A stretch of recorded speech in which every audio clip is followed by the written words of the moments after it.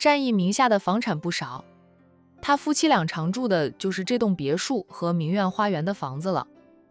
偏偏呢，就是这两处房子离公司最近，方便上下班。陆东明不想跑远，只能厚着脸皮搬来这里跟着战印住上一段时间。战印，这些都是你想出来的吗？陆东明问着黑着脸的好友，布置的真是好看，像是求婚现场一样，也像结婚现场。以后你和海童办婚礼时，就按照这样布置，保证能惊艳一众女人。战印没好气的道：不是我想出来的，是你想出来的。我没有那样高的情商，能想到这样的法子来哄女人开心。战印瞪着他：你当然没有这样高的情商，你就知道收钱收钱收钱。陆东明，我收什么钱了？战印没有解释。陆东明莫名其妙的，海童给两个大男人各倒来了一杯温开水，又要去准备水果。战印把老婆拉坐到他的身边坐下，说道：老婆，不用管他，他常来，比你还熟悉这栋别墅呢。想吃什么，他自己会去拿。对对对，海童不用管我的，我熟得很。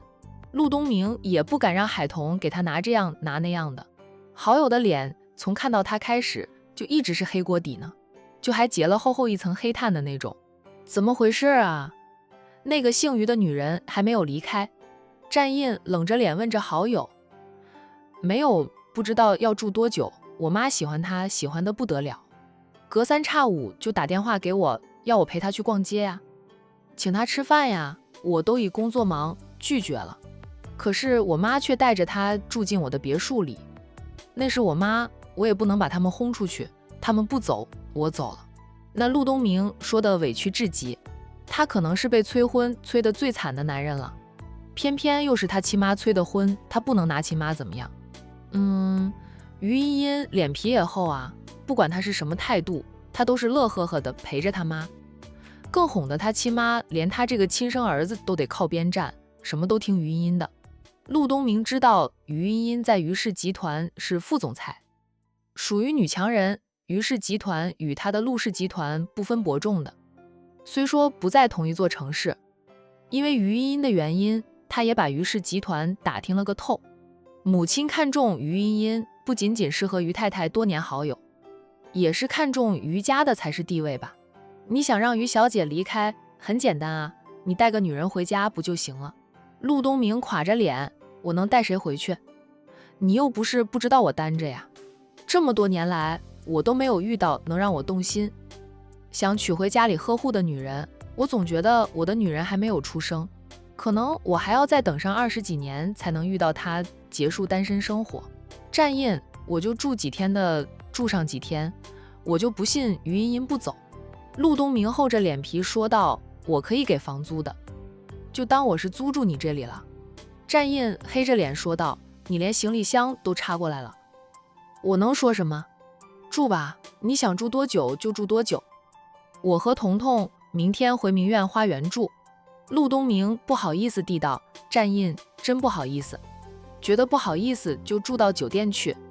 我没有不好意思，我又不是第一次在你家里小住，以前我和苏南也常在你家里留宿的，喝酒喝得多了，或者夜色太深了，我们都会留宿的。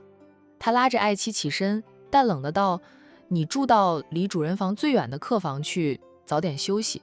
然后呢，拉着海童上楼去了。回到房里，战印就抱怨着：什么时候起？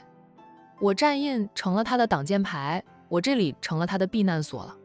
海童笑道：陆总也是走投无路了才过来住几天，你们都是多年的好友了，他才不是走投无路，他就是存心拿我当挡箭牌的呀。说他情商低吧，于茵茵对他有意思，他又清清楚楚。说他情商高吧，给洋洋买几套衣服，还要跟你姐收回买衣服的钱。海童上前拥住了丈夫，他的主动拥抱让战印很受用，抱怨的声音都小了很多。可能陆总是真的只喜欢洋洋，对我姐没有其他意思的，他们都是戴着有色眼镜看陆东明和他姐了。彤彤，一个男人不会无缘无故的对一个女人好的，他对那个女人好肯定是有企图的。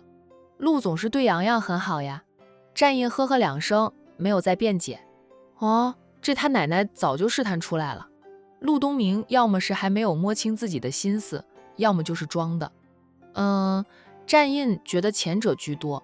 陆东明是真的认为他对海玲好是因为洋洋，他喜欢洋洋这个孩子。就算陆总对我姐有点意思，知道陆太太有了儿媳妇人选，那个于小姐与陆总必定是门当户对的。我倒是希望陆总不要喜欢我姐，别说我姐现在没有再嫁的心思，就算她想再嫁，她估计也不会考虑陆总的。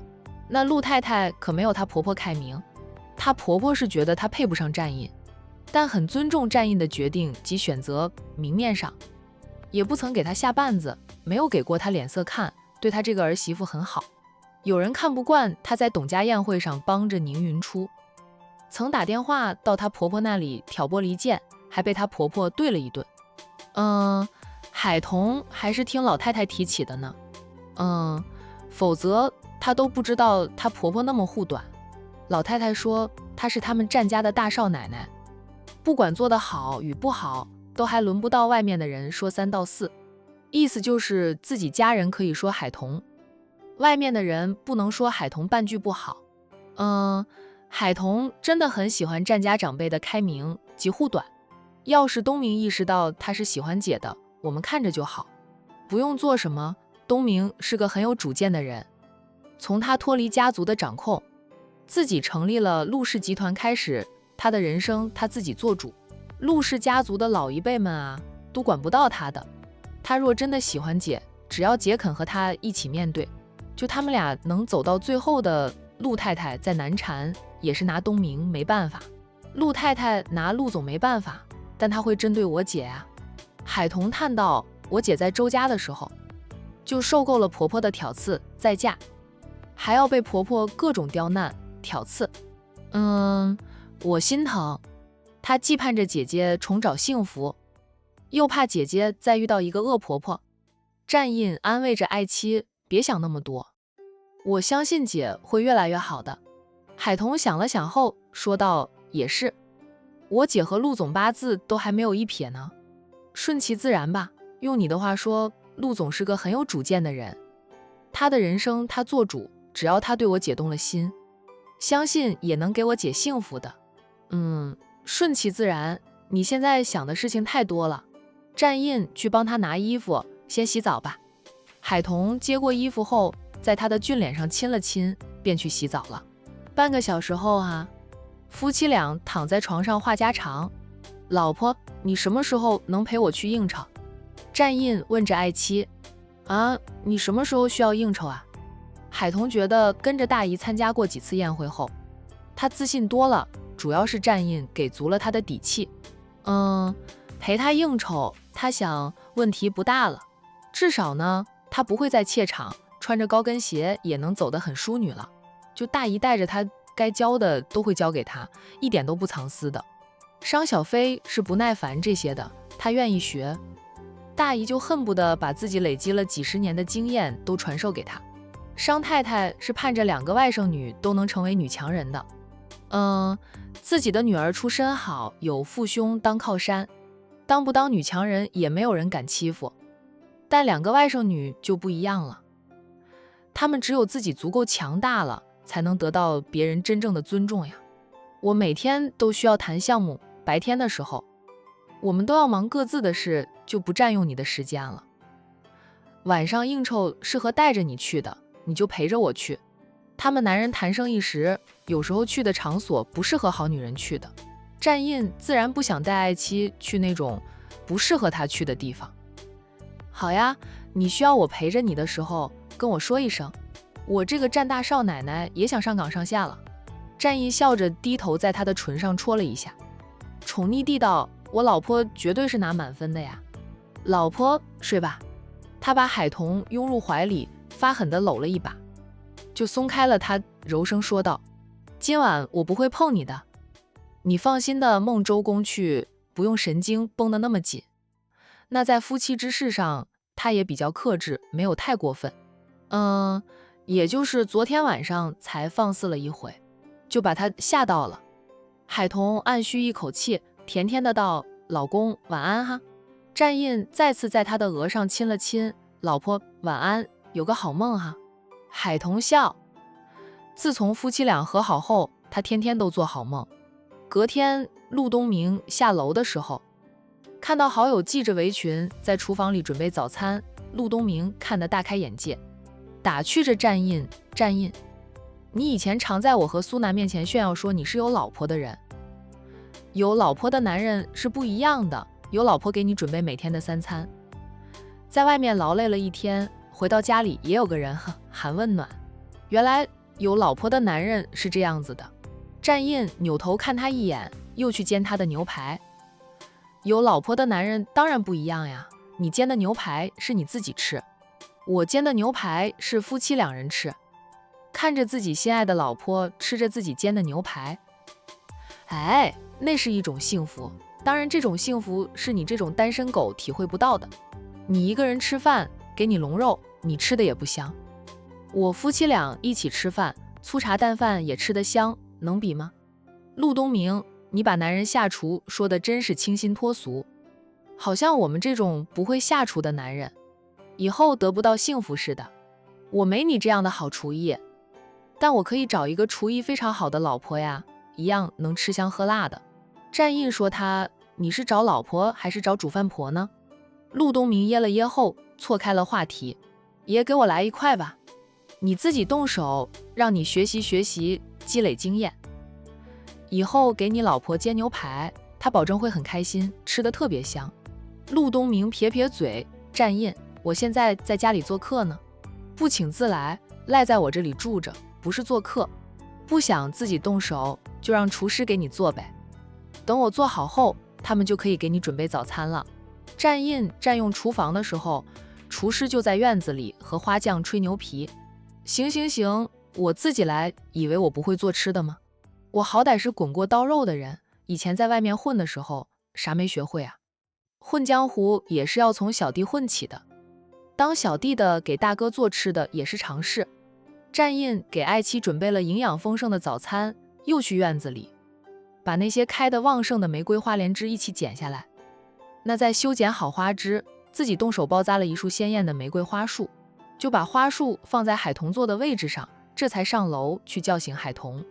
陆东明看着战印为海童做的一切，偷偷地拍了照片发给他们共同的好友苏南，还对苏南说道，苏南你学着点。苏南很快回复他，不是你该学着点吗？我都是无师自通的，战印还得跟我学呢，我是战印的爱情顾问。陆东明笑，是呢，苏南的情商最高了。苏南和沈小军的爱情一路顺风顺水的，什么风浪都没有。东明，你怎么会在战印家里啊？苏南发的语音信息啊，避难的啊。苏南发了个哈哈大笑的表情过来，不用问也知道老陆是被老母亲催婚催的，跑到战印家里避难去的。陆东明一脸黑，那把手机揣回裤兜里，开始吃他自己煎的牛排。味道挺好的。自己吃也挺好的呀。就陆东明体会不到战印说的那种幸福，不过很快战印夫妻俩就用实际行动来告诉他什么是婚姻生活的幸福了。看着战印和海童吃早餐都在秀恩爱撒狗粮，陆东明就觉得自己的牛排不好吃了，他很想尝尝战印煎的牛排有多好吃。海童吃得津津有味，心满意足的样子。一顿早餐下来，陆东明决定以后不和这对夫妻俩共进早餐了。他们吃饱了，他没有吃饱，不是吃狗粮，都吃饱了。小夫妻俩饭后还手牵着手出去散步。以前战印都是早早就回公司上班的，现在都不着急出门了。陆东明端着一杯咖啡站在屋门口，看着那对手牵着手有说有笑的小夫妻，渐行渐远，切身体会到了孤家寡人的寂寞。他是否该考虑一下他的人生大事了？8点的时候，陆东明开车路过任你时，他就停了车。略一迟疑，陆东明还是下了车，走了几步，记起了什么，他又折回来，开了车锁，从车后座上那满座的盒子里挑了一个盒子。那盒子里面装的是一套乐高积木，他喜欢洋洋，就买了很多玩具放在他的车上，这样每次进店看到洋洋的时候，都可以送一样玩具给洋洋，也能证明他是真的喜欢洋洋这个孩子，并不是冲着海玲去的。以前他只知道送风车，洋洋都不喜欢风车了。他只好换花样了。陆东明拿着那和乐高积木走进了任妮室。陆总，早啊。海玲看到陆东明进来，笑着打了声招呼，问他还是老样子吗？老样子。陆东明觉得在老友家里吃早餐吃不饱，他上午的这工作量很大的，吃不饱哪有力气干活呀？还是要在海玲这里再吃一次才行。洋洋。陆东明看到洋洋坐在收银台那里，拿着笔画着画，他走过去把那盒积木递给洋洋，讨好的说道：洋洋，这是陆叔叔今天送给你的礼物。对于经常能收到陆叔叔送的礼物，洋洋已经习惯了。他接过了那盒积木，向陆东明道了谢。拆开来看看吧，陆叔叔陪着你玩。洋洋拆开了盒子，把里面的积木零件倒出来，那是机器人。以洋洋现在的年纪，玩这种积木难度是很大的。不过呢，洋洋就喜欢玩，给他一盒积木，他能玩上一整天，自己慢慢的摸索着堆积。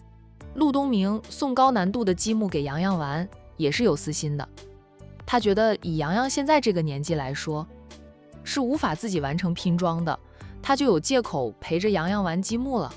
在帮着洋洋拼装的时候，还能培养和洋洋的感情，让洋洋越来越喜欢他这个陆叔叔，不要连抱一下都不让。陆总，洋洋很多玩具，你不用老是给他买玩具。海玲见陆东明又给洋洋送玩具，无奈地说道，他的玩具多到都可以开玩具店了。他给一位客人端过来一碗汤粉，顺便看了一下陆东明送给儿子的积木。这种积木啊，洋洋现在还拼不出来啊。没事，慢慢拼，我有空的时候就陪着洋洋拼。陆东明说着就坐进了收银台里，帮着洋洋一起拼装积木。等海玲给他煮好了早餐，他都还一边吃一边指导着洋洋拼装积木。生意还好吧？陆东明不忘问一下海玲。暂时没有新客人进来，海玲得以停下来呢。他笑道，陆总每天从这里经过都能看到的。上班高峰期时忙得脚不沾地，一直忙到上夜班的人吃完后就能闲下来收拾一下，然后能关门回家休息了。那些上夜班的人通常要吃到9点多，那海玲和2名店员是10点左右就开始收拾、搞卫生、清洗碗筷，等到忙完这些也快到吃饭的时间，故而一整个上午他都是忙的。陆总今天这么晚？陆东明平时都是7点多就出现在他的早餐店里，今天起来的晚了。陆东明撒了个谎，没有告诉海玲，他在老友家里吃过了早餐，只是没有吃饱而已。见着那对恩爱的夫妻，他就觉得胃都撑了。那看不到时呢，他又饿极，还得来海玲这里吃一回啊。海玲见他吃着，都还在指导儿子拼积木，他走过来，在儿子的身边坐下，说道：洋洋，妈妈帮你。他拿起图纸看了好一会儿后，那再看到一堆被儿子弄得乱糟糟的积木零件，他有点头痛。不好意思呀，他不太会拼装积木。海童才会，因为海童常编织工艺品啊，心灵手巧的，头脑灵活，就很会拼装积木。那恰好有人进来了，海玲放下了图纸，对儿子说道：洋洋，你慢慢拼着，等妈妈忙完了再和你一起拼。妈妈不会的，陆叔叔才会啊，也就是一起堆积木的时候，洋洋才会喜欢陆叔叔，觉得陆叔叔好厉害。洋洋等会儿想跟着陆叔叔吗？在陆叔叔那里慢慢拼装积木，不会的，陆叔叔在教你。洋洋想了想，问他：我妈妈去吗？你妈妈在忙呢，不能去陆叔叔的公司哦。洋洋就拒绝了，妈妈不去，我也不去。陆东明宠溺地摸摸他的头，对海玲说道：洋洋的防备心很重的。海玲笑笑，一会儿后，陆东明总算吃饱喝足。虽说他很想留在这里教着洋洋拼装机器人，但他的行程就排得满满的。每天为了能在海玲这里待上一会儿，他都是让秘书把行程往后排得密一点，给他留一点空闲的时间吃顿早餐。海玲，钱我给你发到微信上去了。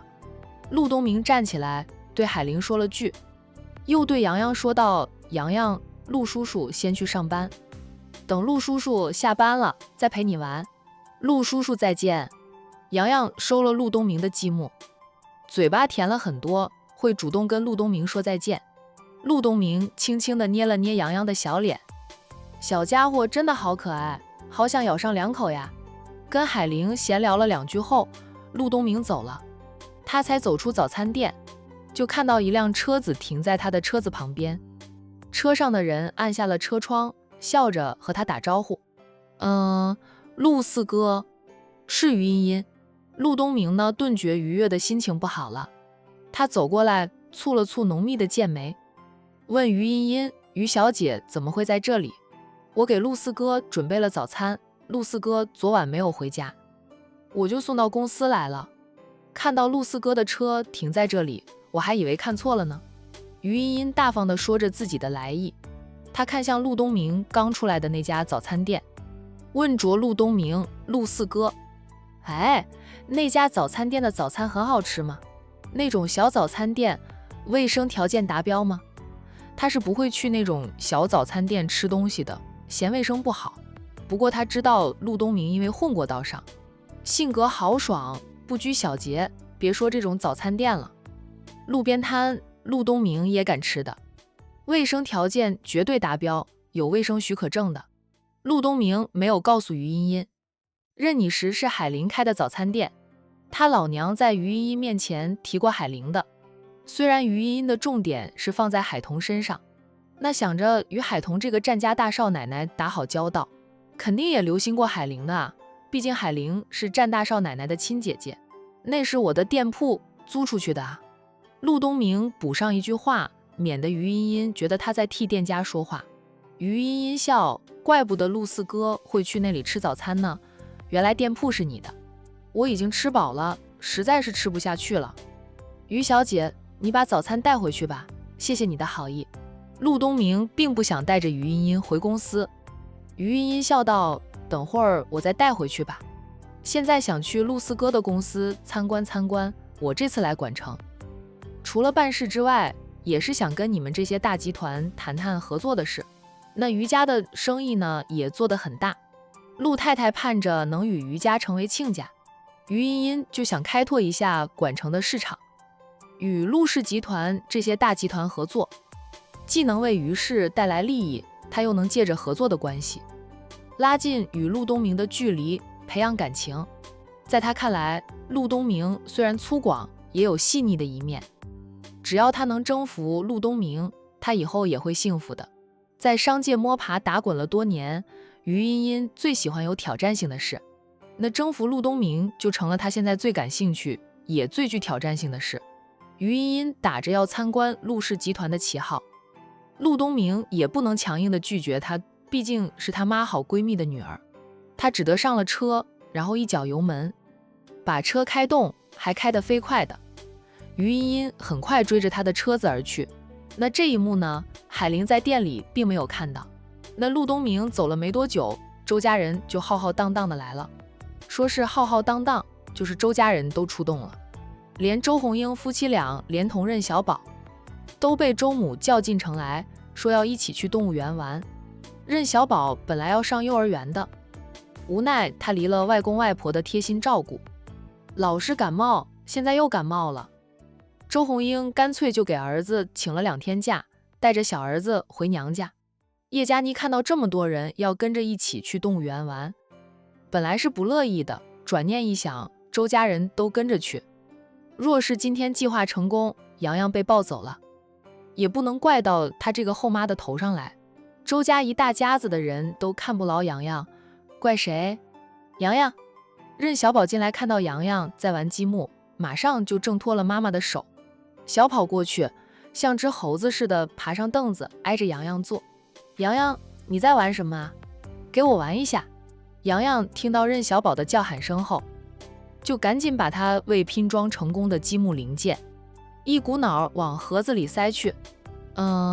在任小宝坐到他身边时，他已经把东西收好了，然后抱紧盒子对任小宝说道：“这是陆叔叔送给我的积木，哎，给我玩一下吧。”任小宝伸手就要抢洋洋的积木，洋洋身子一扭，避开了任小宝抢他玩具的手，人也跟着跳下了凳子，小跑到妈妈身边。小宝哥哥总是抢他的东西，还会欺负他，他才不想和小宝哥玩呢。洋洋去年在任家的遭遇，虽说在妈妈和小姨的关爱及陪伴下走出了阴影，但他还记着的。妈妈，洋洋有玩具不给我玩。妈妈，我要玩具，我要洋洋的玩具啊。任小宝也跑回到自己的妈妈身边，扯着周红英的衣服，要周红英帮他要来玩具。周红英一向是自己的孩子是宝，别人的孩子是草的，他朝洋洋伸出手，说道：“洋洋，把你的玩具给小宝哥哥玩一下。”“这是我的啊。”洋洋紧抱着盒子不放手。周红英上前2步，想把洋洋提过来，海玲一勺狠狠地敲下去，打在他的手腕上，痛得他猛缩回了手。“海玲，你做什么？”海玲冷着脸：“该是我问你做什么？”“洋洋的玩具。”他不愿意给小宝玩，就不愿意。你当大姑的还想动手抢呀？周父黑着脸呵斥了女儿几句。等周红英拉住儿子走到一旁去后，周父歉意地对海玲说道：“海玲，洋洋的玩具，他不想给小宝玩就不给，那是洋洋的玩具呢。你们一大家子过来想做什么呀？”海玲扫了大家一眼后问道。周红林适时插话，他就说道：“昨晚我爸妈上你那里不是说了吗？今天我们过来带上洋洋去动物园玩，看老虎去吧。”说完后，他问儿子：“哎，洋洋，你要不要跟爸爸去动物园玩啊？”洋洋闪烁着大眼睛问道：“爸爸妈妈去吗？”周红林看了海玲2眼后笑道：“妈妈也去的呀。海玲，你今天早一点关门了，我们在你这里吃点东西后就出发去动物园，在这里去动物园也要1个小时的车程呢，早点去吧，孩子们也能玩久一点。管城野生动物园很大的，里面有很多很多的动物。”周红林还是刚和海玲确定恋情时，利用周末去过一次动物园，那时候带着还未成年的海童去的。海玲本想说让儿子跟着钱婆家一家人去动物园，瞄到任小宝后，他又担心他不跟着去，洋洋会被任小宝欺负，他低头问着儿子：“洋洋，你想去吗？”洋洋想都不想就说道：“妈妈，我想去，我想和爸爸还有妈妈去动物园。”他看向叶佳妮，不太明白为什么爸爸的身边总有这位阿姨，以前爸爸身边的人都是妈妈的。周红林劝着：“海玲，你看儿子那么想去动物园啊，我们做父母的也没有带他去玩过，就一起去吧，洋洋早就想去看老虎的了。”周父周母也附和着儿子的话，游说着海玲跟他们一家子一起自驾游。说实话的，海玲是真的不想和前夫一家人出门玩，但儿子想跟着去玩，他又不忍心服了儿子的兴致，便淡淡的道：“等这些客人吃过后再去吧。”洋洋见妈妈答应一起去了，开心的跳起来，跳了几下后，小家伙就催促着他妈妈：“妈妈，打电话给小姨，叫上小姨一起去，他们周家唯一的香火，做什么事儿都惦记着他小姨啊，你小姨也不知道有没有时间。”海玲嘴上说着，还是按儿子的意思打电话给海童，妹妹一起去的话，姐妹俩有伴儿，就不用觉得跟前夫一家出游尴尬了。海童是坐着自家男人的劳斯莱斯回店里的，他请的编织工人恰好拿了编织好的工艺品过来交货，他验过货，觉得编织得很好，先夸了那几个同学几遍，然后就按照当初说好的结算了工资。海童，我们几个在家里带娃，闲着就编织几个小工艺品，也能赚到不少钱，家里人都很支持，我婆婆都不再给我脸色看了。我也是，我婆婆居然肯帮我带娃了，我都震惊了。海童，你尽管多接单吧，再多的单，我们几个也能帮你完成。都是当初一起学的编织的同学，虽说平时来往的不多，但一直保持着联系。海童如今的身份啊，这几个女人也是知晓的。羡慕就不必说了。海童给他们活干，交了货就可以拿到钱，这对于他们在家里带娃的家庭主妇来说是很有诱惑力的，主要是能和占家大少奶奶说上话。他们的婆家人知道她是给占家大少奶奶干活，对他们的态度都好了很多，就当然是他们能赚到钱了。海童笑道，我年前就积压了一些订单，上次手又受伤，积压的更多了，还好你们几个肯帮我的忙，我再给你们拿材料，把客人订购的产品的样式给你们。好的，好的。几个人交了货就收到钱，都很开心。海童准备好材料后分发给他们，又送着他们出店门，目送着几个人先后离开后，他再联系快递上门取件，总算能发出一批货给客户了。那联系快递员上门取件后，他就接到了姐姐的来电。姐，小姨。电话一接通，洋洋就从妈妈那里要过来手机。他在电话里脆声叫喊着，小姨，我是洋洋。海童笑道，小姨听出来了，洋洋想小姨了吗？小姨跟小飞姨说了，让她过来时顺便去把你接过来。商小飞说好了，今天上午要过来。海童就请求商小飞顺便去接上外甥，不用他跑一趟。商小飞乐意至极，小姨，爸爸要带我和妈妈去动物园玩，就很多人都去的，小姨你去吗？洋洋问着海童，听说商小飞阿姨会来接他，他又对海童说道，那我也问问一下表姨要不要一起去啊？他只是想带儿子去动物园玩，好培养一下亲子关系，不是集体出游呀。老妈把他亲姐一家人叫过来就算了，洋洋还要叫上前小姨子，还有商家千金，那样子呢，他还有机会和洋洋亲近吗？